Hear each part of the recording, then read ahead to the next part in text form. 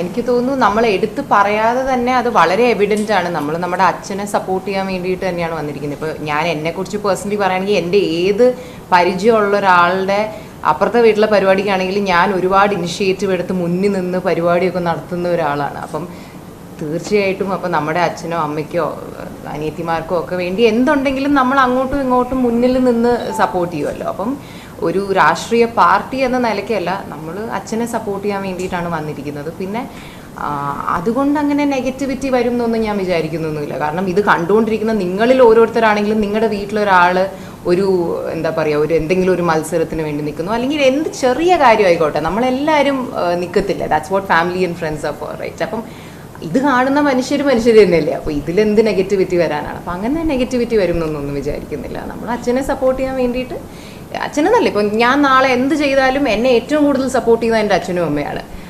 ഈ പുറത്ത് കാണുന്നവരെല്ലാവരും അത് കഴിഞ്ഞ് വരുന്നതാണ്. നമ്മളെ കൊച്ചിലേ തൊട്ട് നമുക്ക് എന്ത് നല്ല കാര്യം വന്നാലും മോശപ്പെട്ട കാര്യം വന്നാലും അച്ഛനും അമ്മയും അനിയത്തിമാരും അടുത്ത കൂട്ടുകാരും കഴിഞ്ഞിട്ടല്ലേ ആരെങ്കിലും ഉള്ളൂ. അപ്പം അതുകൊണ്ട് അവർക്ക് വേണ്ടി നമ്മളെല്ലാവരും എന്ത് ചെയ്താലും സപ്പോർട്ട് ചെയ്യും. Thank you. കാരണം പൊളിറ്റിക്സിൽ ഇപ്പം 3 ഡിഫറെൻറ്റ് അല്ലെങ്കിൽ 2-3 ഡിഫറെൻറ്റ് പാർട്ടീസ് ഉണ്ടെങ്കിൽ അവരവരുടെ അഭിപ്രായങ്ങൾ വ്യക്തമാക്കാൻ വേണ്ടി പറയുന്നത് ചിലപ്പോൾ മറ്റൊരു പാർട്ടിയിൽ നിൽക്കുന്ന ഒരാൾക്ക് എതിരായിട്ടായിരിക്കാം ചിലപ്പോൾ വരുന്നത്. പക്ഷെ അതൊരിക്കലും ഒരു പേഴ്സണൽ ഗ്രഡ്ജ് അല്ല.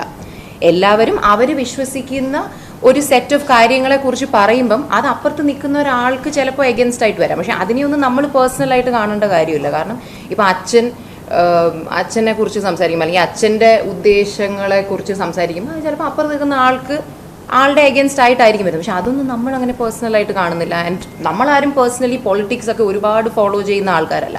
പക്ഷേ ഓഫ് കോഴ്സ് അച്ഛൻ ചെയ്യുന്ന വർക്ക് എന്ത്, അച്ഛൻ്റെ പ്ലാൻസ് എന്ത് എന്നൊക്കെ ഉള്ളതിനെ കുറിച്ചൊക്കെ നമുക്കൊരു ഇൻട്രസ്റ്റ് ഉണ്ട്. സോഷ്യൽ മീഡിയ പ്രചാരണം തന്നെയാണ് ഇപ്പോൾ ഈ തെരഞ്ഞെടുപ്പിൽ തന്നെ വടകര പോലുള്ള മണ്ഡലങ്ങളിലൊക്കെ വലിയ ചർച്ചയായിരിക്കുന്നത്. സോഷ്യൽ മീഡിയ ക്യാമ്പയിൻ വളരെ മോശമായിട്ടുള്ള പദങ്ങൾ ഉപയോഗിക്കുന്നു. ശരിക്കും ഇതിനകത്തൊരു പക്വതക്കുറവ് ഉണ്ടോ ഈ social media usage in general?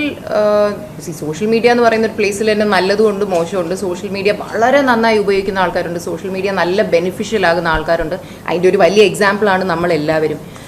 എന്നാൽ സോഷ്യൽ മീഡിയയിൽ വളരെ മോശമായി സംസാരിക്കുന്ന, വളരെ ചീപ്പായിട്ട് ബിഹേവ് ചെയ്യുന്ന ഒരു വലിയ കൂട്ടം ആൾക്കാരുണ്ട്. പക്ഷേ ഈ വലിയ കൂട്ടത്തിൽ ഇതിൻ്റെ ഹൈലൈറ്റ് എന്താണെന്ന് പറഞ്ഞാൽ ഈ വലിയ കൂട്ടത്തിനെ നമ്മൾ സൂക്ഷിച്ചെടുത്ത് നോക്കുകയാണെങ്കിൽ 10 പേരിൽ ഒരു 5 പേര് ഫേക്ക് അക്കൗണ്ടാണ്. മറ്റേ ഡ്രീം ക്യാച്ചർ 1 2 3 എന്നൊക്കെ പറയുന്ന അക്കൗണ്ട്സാണ്. അപ്പോൾ തന്നെ നമുക്കറിയാം, ആ പറയുന്ന ആൾക്കേ അറിയാം ഞാൻ പറയുന്നത് വളരെ ചീപ്പാണ്, എൻ്റെ സ്വന്തം മുഖം വെച്ച് എനിക്ക് പറയാൻ പറ്റില്ല. അപ്പോൾ പിന്നെ നമ്മളതിന് എന്തിന് ഒരു പരിധിക്ക് അപ്പുറത്ത് ഇമ്പോർട്ടൻസ് കൊടുക്കണം? പക്ഷേ സോഷ്യൽ മീഡിയ എറ്റിക്കറ്റ് എന്നൊരു സാധനം എല്ലാവരും മനസ്സിലാക്കി നമ്മൾ അവരവരുടെ വീട്ടിലിരുന്ന് ഇത്ര മോശപ്പെട്ട രീതിയിൽ സംസാരിക്കും ഇല്ല.